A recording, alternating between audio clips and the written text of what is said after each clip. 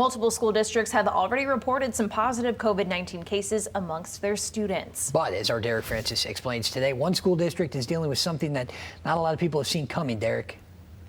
Yeah, guys, being quarantined because you briefly came into contact with someone with COVID, certainly frustrating, but at least you understand it. But being quarantined, missing classes when you never came into contact with anyone positive, well, that's certainly a little different. But unfortunately, that's what happened in Ottawa County this week.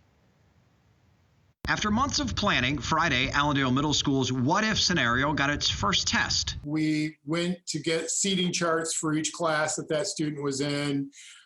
Tried to track down where that student normally sits at lunch, for example. Allendale Public Schools' first positive test of COVID-19, as Superintendent Dr. Garth Cooper explained in a district-wide email Friday. In all, 31 students asked to quarantine for nearly 2 weeks, 30 deemed to have been within 6 feet of the student for more than 15 minutes. But it was actually brought to our attention first thing yesterday morning. Then Monday morning, word that something maybe wasn't right with the testing results. And I believe it was a Spectrum technician who discovered that there were more positive results than they would normally anticipate when they run a batch of tests. And that's what started the investigation at Spectrum, and they realized that there may have been an issue with some cross-contamination. The student was retested and the results were negative, in all allowing 31 students back in the building Tuesday after missing only about a day and a half instead of up to 10 school days. And again, so kudos to that person to having the awareness to say, hey, there's something not quite right here. While frustrating, Dr. Cooper calls it a learning opportunity for his district should another positive test arrive. We learned some things about internal communication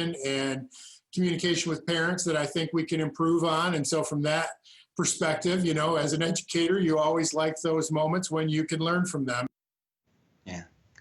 Now, late this afternoon, guys, we heard back from Spectrum Health about the test issue. Their statement they gave us reads in parts. We were disappointed to learn that a batch of COVID-19 tests were adversely affected by a specimen processing issue.